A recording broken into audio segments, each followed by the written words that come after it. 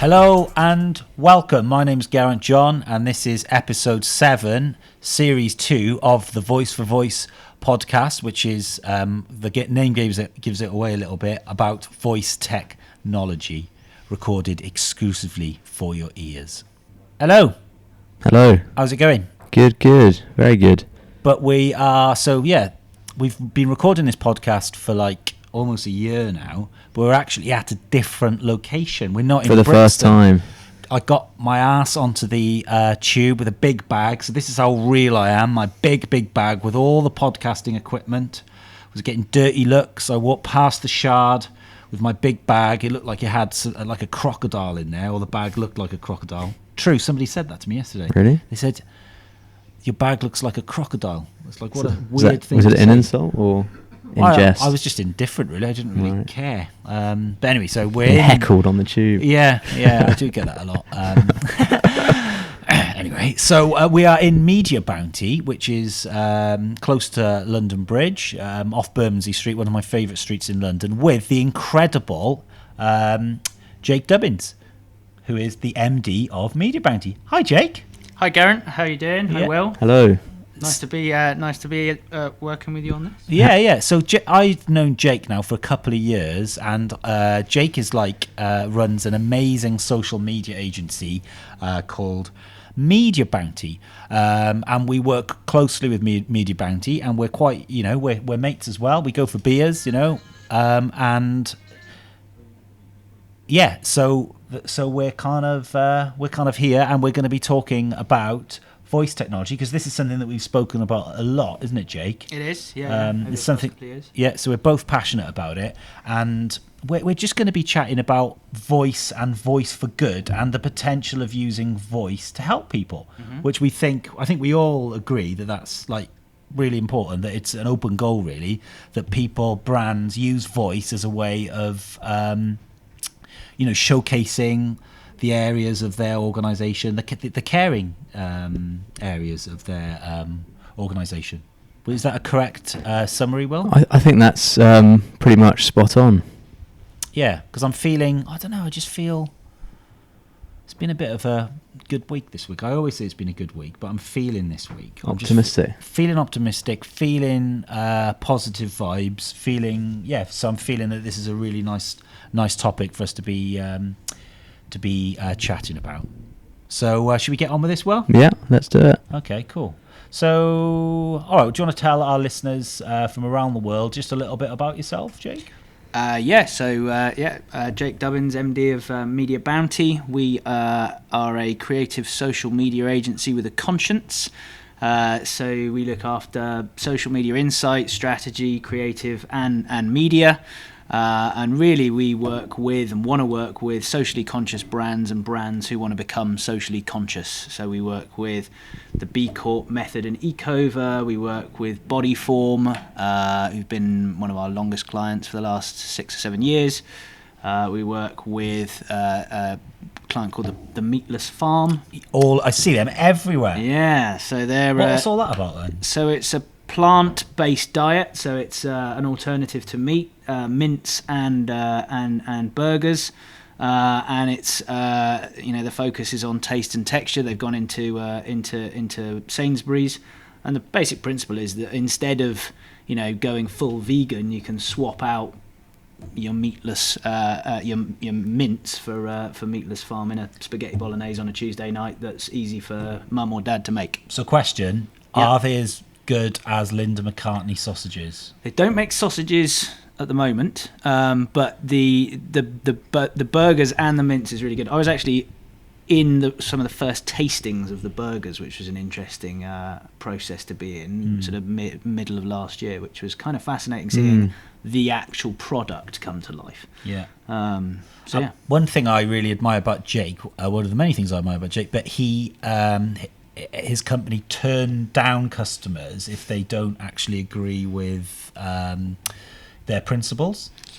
Very true. So if you're a social media agency with a conscience, you've got to act with your conscience, right? You can't just say that and then take money from wherever it comes. So this year we've turned down 2 briefs from tobacco, 1 from big American oil, and one from a gaming company that focuses on war games and targets kids.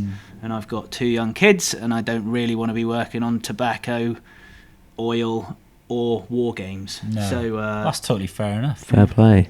That's totally fair. And how do they react? how do they react? I don't know. I sent a couple of emails, one to the You oil told me about company, this. yeah, and sort of I said to them, unless you have a plan to commit to the 2030 guidelines from the IPCC, then we're not going to work with you, because I've got 2 kids and I don't want to be answering their questions at that stage going, what did you do about the environment, and peddling oil was not going to be my answer. Because you put that on your LinkedIn, it went down quite well, didn't it? I didn't put the whole thing on my LinkedIn. I said that we'd turned down some stuff. Yeah.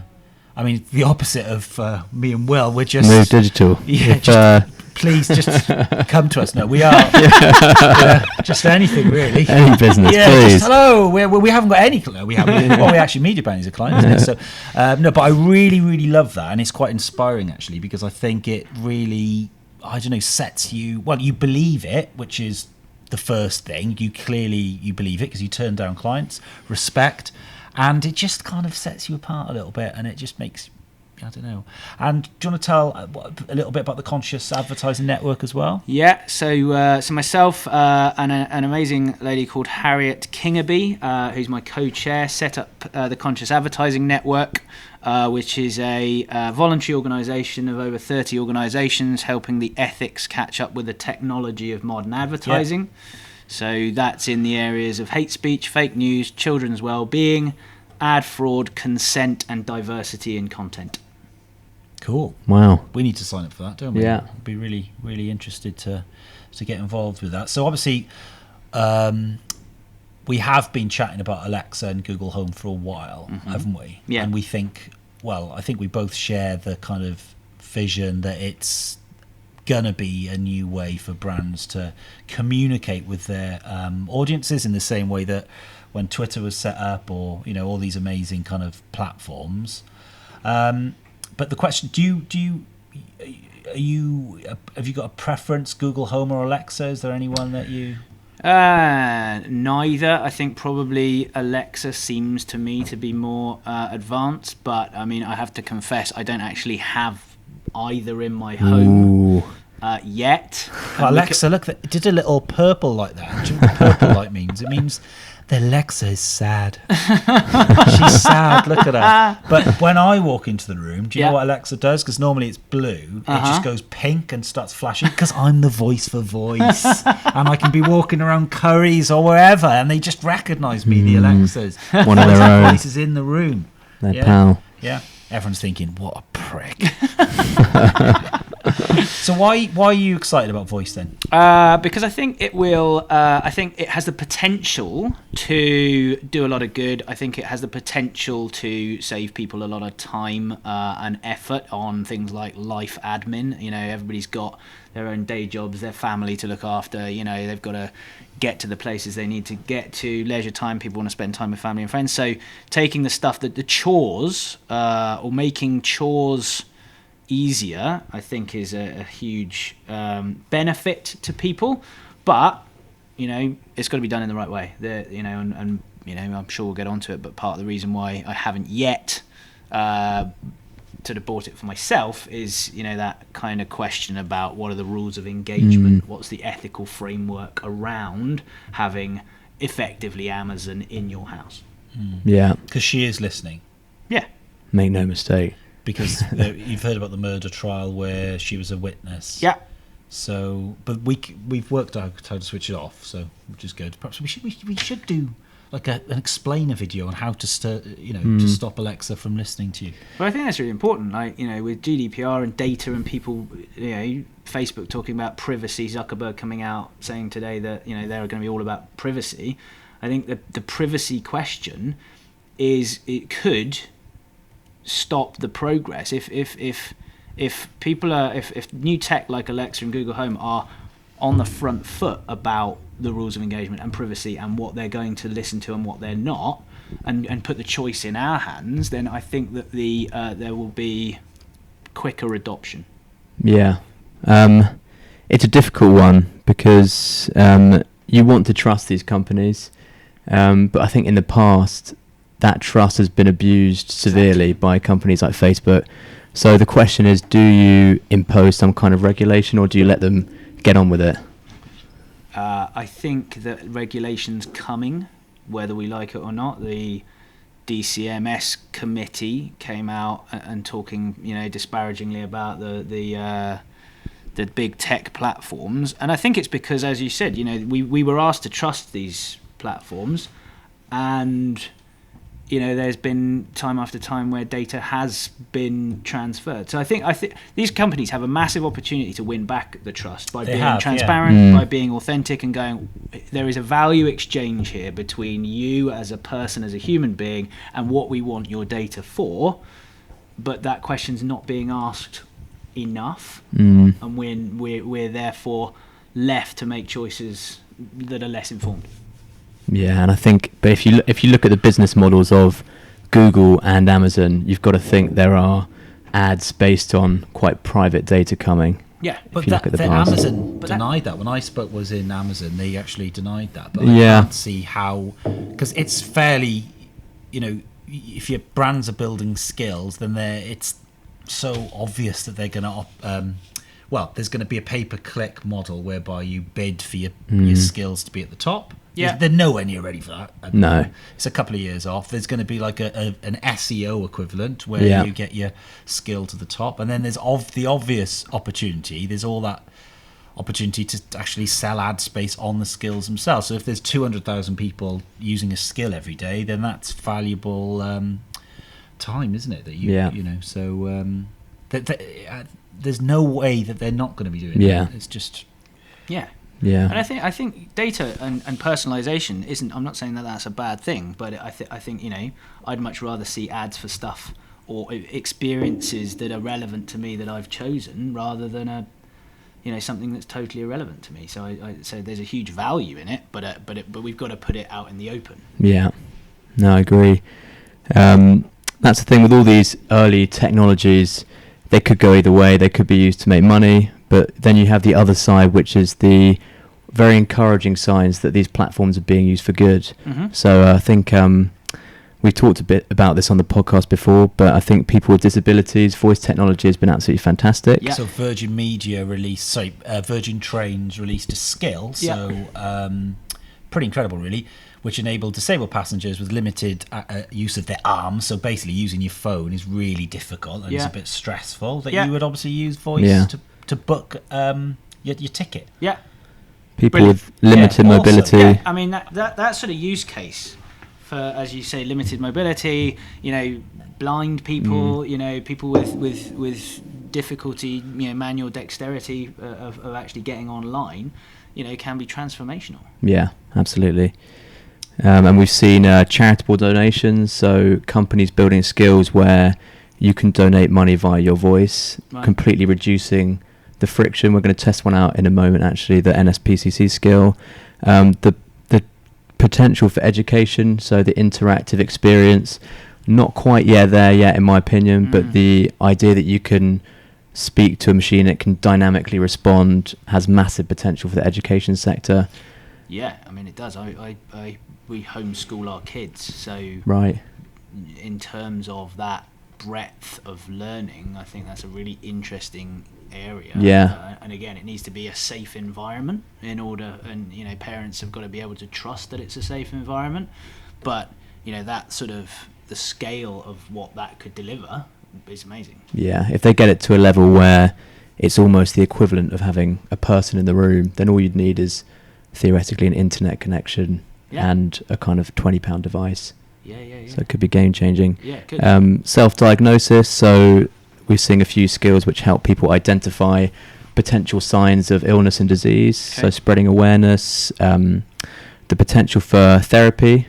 This is obvious, isn't it? Yeah, there's been a few studies which show that people are much more comfortable with speaking to a machine rather than a human about their problems. That's So really imagine if interesting. like you suffer from panic attacks, right? You know, loads of people suffer from panic attacks, and you know one's coming on. How reassuring, you know, you've got your coping mechanisms, I would imagine, to be able to use voice to actually get yourself out of the panic attack, you know? So it would be whatever it's just obvious, isn't it, you know? Yeah. That is a really interesting, you know, as you said, if you're feeling in that particular space or particular triggers, Exactly. and you have, you know, the voice to, you know, actually coach you through that with things that you're used to, whether it be mindfulness, whether it be, you so know. this HMRC brown letter arrives at the right, Alexa, I think something's going to happen in a second. No, but in all seriousness, it's obvious. And then loneliness as well. Yeah, so there's been a lot of cases where people are talking to their devices. It may not seem like a kind of worthy companion, but I think if you're very lonely, then just not just an impression of a human voice which speaks back to you can actually be quite valuable.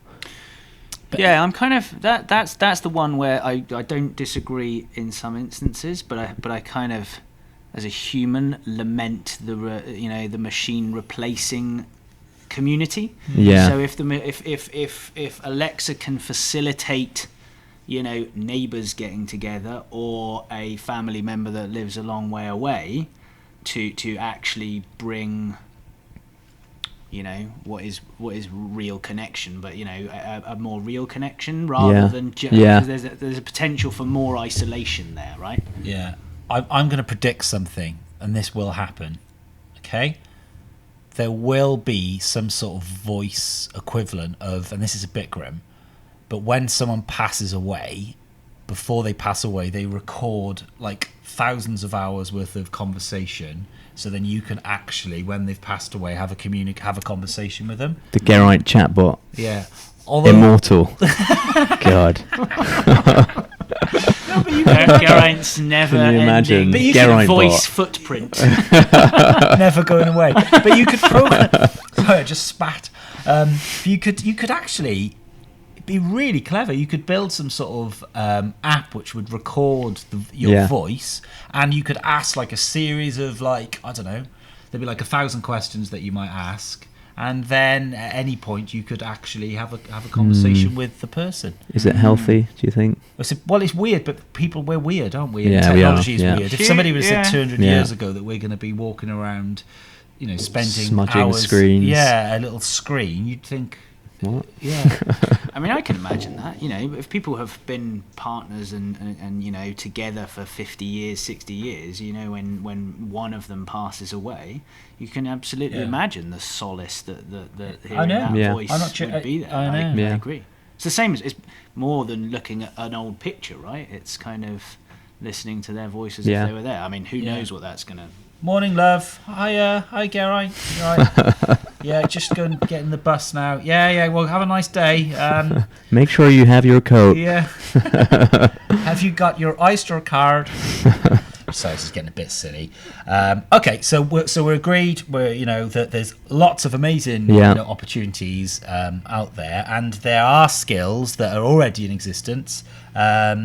Like the NSPCC skill, which we're just about to test. Yeah. So what we're going to do is, Jake, we're going to open it up, and we want you to very honestly give it a mark out of 10, okay?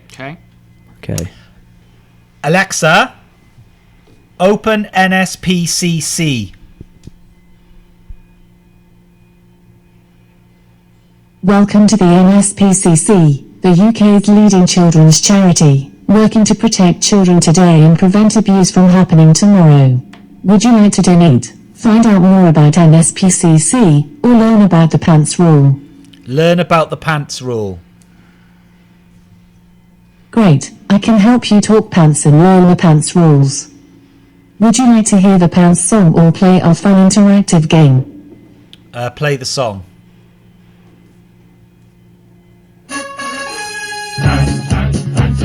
What's in your pants belongs only to you. Your pants cover up private parts. Yeah. Your private parts belong only to you. If someone asks to see, just tell them no. Pants, pants, pants, pants, pants, he wears them all day long. They cover up his private parts, and that's what makes him strong. If someone asks to see or tries to touch him underneath them, he tells them no, then tells someone he trusts and likes to speak to. What's in your pants belongs only to you. Alexa, stop. Thanks. Come back anytime you'd like to play the Talk Pants song. So what else are we going to ask NSPCC? Should we try and donate some money? Yeah, Alexa, open NSPCC. Welcome to the NSPCC, the UK's leading children's charity, working to protect children today and prevent abuse from happening tomorrow. Would you like to donate? Find out more about NSPCC or learn about the Pants Rule. Donate. Excellent. How much would you like to donate to the NSPCC? £5. I heard £5. Is that correct? Yes. Okay. Amazon Pay will be used to take £5 from your account. Is that okay? Yes. Cool. So that's the skill. What do you think? Amazon Pay will be used for your payment. £5 will be paid using Amazon Pay. More information in the Alexa app. And there it is. There it is. Thank you. Your donation is complete. I didn't. You're helping NSPCC protect children. Brilliant. I didn't quite expect that, but Yeah. but you know, I suppose that's what it is, isn't it? You know, Yeah.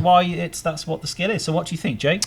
What do I think? I think obviously you've got to be directed to that app in order to open it. There's no necessarily content within there that you would open it for a particular use. There's quite sort of basic, as I understand it, in terms of there's donation, find out a bit more, and hear the pants song. I mean, it's great that you can donate through these things very seamlessly and easily. So I think that's great. I think that, you know, if you could as easily bet through these things, and that's a dangerous, potentially slippery slope, because you're only going to donate once. But if you keep potentially betting through it, there's a question. Quite a good idea around there. And I think that the opening it every time and hearing the same message every time, the same welcome, rather than welcome back to the NSPCC app, rather than having the line every time, is a bit of a weird user experience. Yeah. It's the donated money, isn't it? If you saw an advert, you've enabled the skill, call to action, and then you donate money. I've tested it a few times, so I've given them about 20 quid. So, you know. And the song, that was fun, wasn't it, you know? Yeah. I'd never heard that before. So that's you know, that's a message. It's a really good message, and that's, as parents, that's something that you have to like tell Yeah. kids. You do. I have to, so Yeah. I might just play in the song, my daughters, you know. Yeah, right. So marks out of 10? 6. 6 out of 10 for NSPCC. All right, so next, let's try the breast cancer scare. Okay, so Alexa, open breast cancer care, not scare. Welcome to Breast Cancer Care's guide to taking care of your breasts. Would you like to check your breasts now? Yes. Everyone's breasts look and feel different. Getting to know how your breasts look and feel will help you know what is normal for you. You will then be more confident about noticing unusual changes. If you do notice a change, even if you feel well, it's important to visit your GP. Are you ready to start? Yes. Look for any change in the shape or size of your breasts, compared to when you last checked them. For the next step, say yes. To repeat this step, say no. Yes. Now feel for any lump or area that seems thicker than the rest of your breast. Say yes to move on. No, to repeat the step. Yes. Look and feel for any change in the texture of your skin, such as puckering or dimpling, like the skin of an orange. Yes. Look for any redness or rash on the skin of your breasts, or around your nipples. Yes. Look at your nipples, to see if either is pulled in, or looks different. For example, if they have changed position or shape. Yes. Look to see if there's liquid coming from either of your nipples without you squeezing them. Yes. Look and feel for any swelling in your armpits or around your collarbone. Yes. Pain in your breast or your armpit, that you can feel nearly all the time, is also a change to report to your local doctor. Yes. Did you notice anything different or unusual about your breasts as you went through these steps? Say yes if you did, or no if you didn't. No.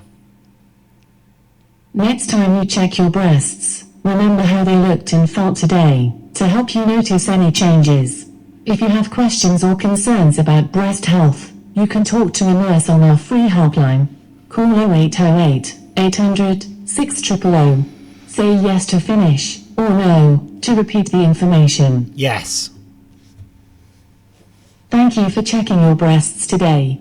Remember to do it regularly because, even though most breast changes aren't because of breast cancer, the sooner breast cancer is diagnosed, the more effective treatment is likely to be.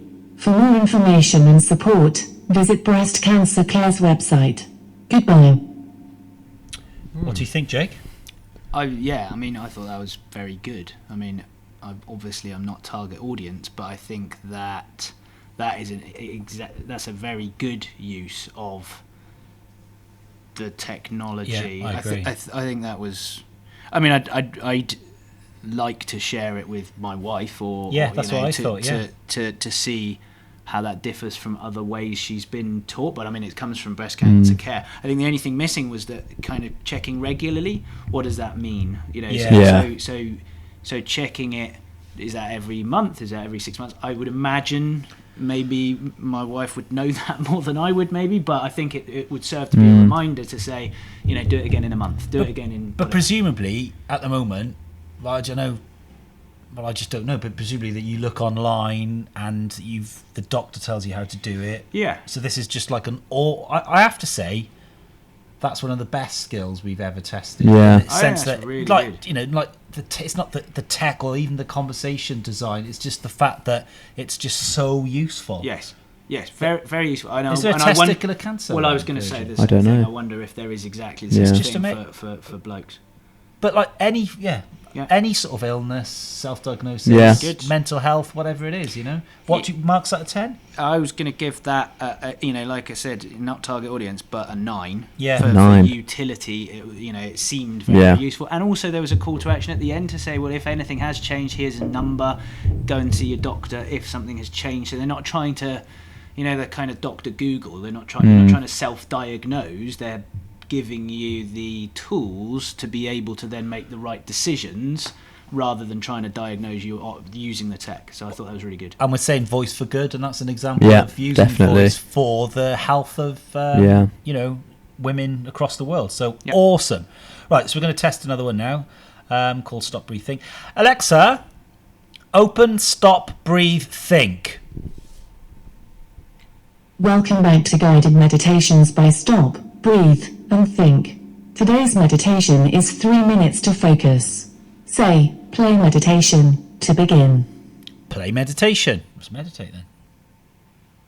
Playing 3 minutes to focus, which is 3 minutes long. Here we go. 3 minutes to focus. Close your eyes and bring your attention to your breathing.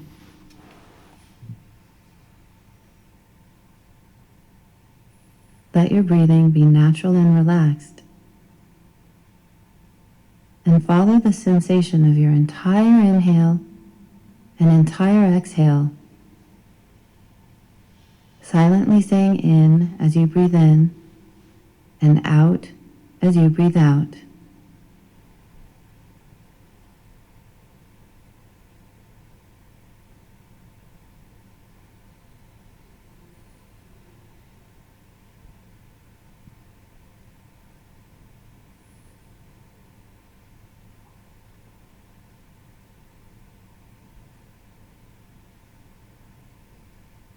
Notice when your mind wanders, if you're lost in thought, or listening to a sound in your environment, or maybe you're caught up in a sensation in your body, and just let all of those things be. Gently bringing your attention back to your breath and silently saying in as you breathe in and out as you breathe out.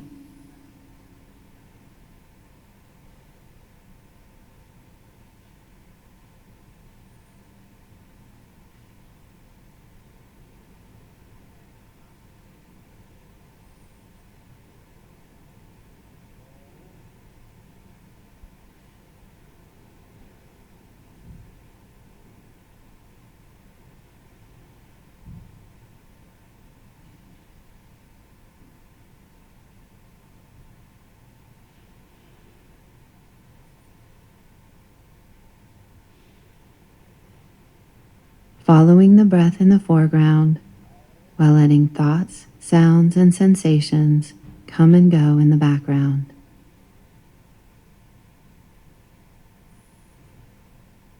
Silently saying in as you breathe in and out as you breathe out.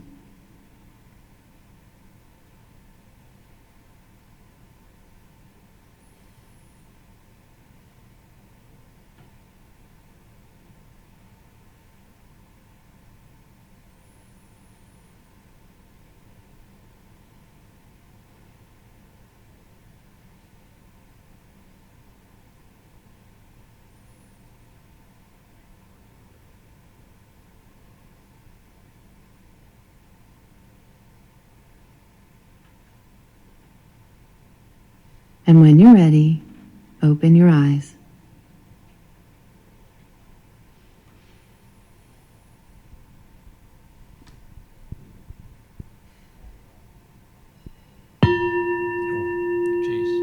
Sharp ending. It's the first in history we meditated on a podcast. Yeah. Is that the first on history? That's going to make some brilliant video footage. Yeah. Just sure that's really good for the audio though. Yeah. Well, the thing is, hopefully the listeners are actually meditating.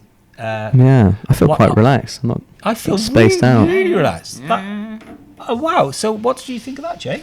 I thought it was really good. It was quite an interesting environment to be meditating. Or But we all just went with it, didn't we? Yeah, we did. I opened one eye once just to go like. I hope it's. Are you going to stop this, or are we just going to do this? Yeah, and then I went right. Well, we're doing it, aren't we? Yeah, So, we have to do it. It's 3 minutes, isn't it? So, Yeah. I just thought, well, let's just do it. I think we just committed to it, didn't Yeah. we? So, Yeah, we did. and we did. have to test it out properly. A bit weird. Probably thought listening that the podcast had stopped. People, wondering what the hell's going on. People all over the world just thinking, I think my phone's broken.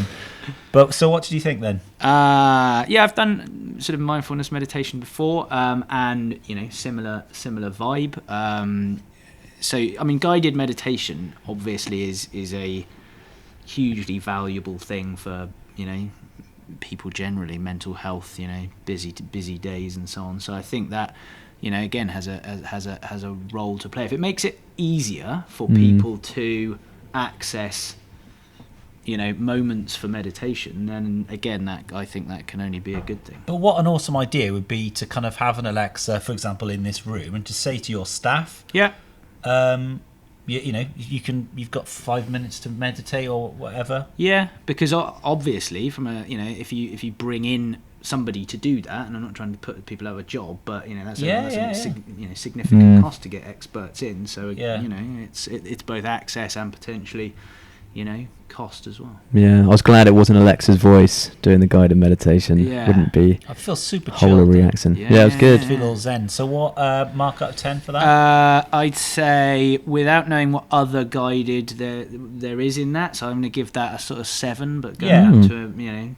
depending on what the other guided parts are, could go up. Be nice if you had a celebrity voice doing it, like Phil from EastEnders. Paloma Faith. I was going to say though, like there's a debate, isn't there, about the voice of like why is it always a female voice? Yeah, that's like a big discussion at the moment. Yeah, it's slightly controversial. Yeah. Do you know what the Welsh voice is called? The No. Welsh accent voice. Geraint. Is it? Yeah. Brilliant. Voice of voice. Yeah. So coincidence? Do we think? or is Amazon somebody listening listening? to it? Yeah. Anyway, so I really enjoyed those skills. Yeah, actually. I thought they were all decent. The skills are getting much better, because when we first started this podcast, like, they weren't very good. Yeah. But now They're getting there. And the Alexa Dev meetup now, it's just really impressive. The people that are there, it's just really awesome. Yeah. So you'll have to come to the next one. It's in April. Yeah, cool. We'd love you. Perhaps we could get you to talk Yeah. or something. But Yeah. okay, then. So moving on. One thing that we were kind of chatting about was, and there's banging in the background, but we're in London, and the thing is, this is what happens. Things going on. It's rock and roll. So, as I guess you are a social media expert, you run a social agency. Do you think there will be a voice-first social platform that kicks off in the same way that Facebook, Twitter, Instagram, all those? What do you think? I don't necessarily see why not. I think that obviously there's a lot of noise around TikTok at the moment, and sort of that's quite a musical, it's music first and user generated. I think the initial depends on what the social app's for. I mean, the initial reason for social media was exactly the clues in the name, to be more social, right? So it was meant to, and the design behind it was to bring people together, and that's been brilliant in some instances. I mean, social media has brought communities together, and you can be in contact with people, friends from family from the other side of the world. But obviously now, it's become publicly owned and monetized. It's sort of, what is it for? Is it for community and bringing people together, or is it for the monetization through advertising? So I think it depends on what is it for. So if it's for bringing people together and voice guiding, conversation and genuine voice through communities, then maybe. Cool. And prediction for the next 10 years? Prediction for voice over the next 10 years, probably. I mean, it will become a utility. There's no if they get the permissions right, and if they get the if they get the consent of the population and people feel trust, then it will become a utility, because it's obviously getting hardwired into cars and Internet of Things, and the car thing's huge. Yeah, exactly. So is it even going to become? Is it going to be avoidable not to be absolutely everywhere? So there's the question of whether or not it will be a utility, because companies will build it into absolutely everything. But you need to take the public with you. And the public are, there's some recent research released by Credos, which is the think tank of the Advertising Association, and the Advertising Association, ISBAR and IPA have released a white paper on trust in advertising, because it's at a critical downward track, because people are bombarded by messaging. So I think I think that consent of us, the humans, is critical for it to be a viable concern in 10 years, but it probably will be. Cool. All right, nice one. Well, thanks ever so much for coming on the podcast. We've been meaning to do it for a while. And I think, that's it. Really interesting discussion today, and just awesome that these skills are getting better. Yeah. Just really good. Good to see. The potential is there. Yeah. Thank God for that. Anyway, thank you very much. That's another episode, another end of the episode. Thank you very much for listening. Don't forget to follow me on social media, Geraint John, Geraint, unpronounceable Welsh name. Geraint rhymes with pint. My nickname is actually Baz, in Cardiff. Everyone knows me as Baz. Baz, brilliant. I'll call you that from now on. If you want to, I have thought about changing it back to Baz. Introduce myself as Baz. Baz is back. No one can say my name, but bit weird. Thank you very much. Thank you too.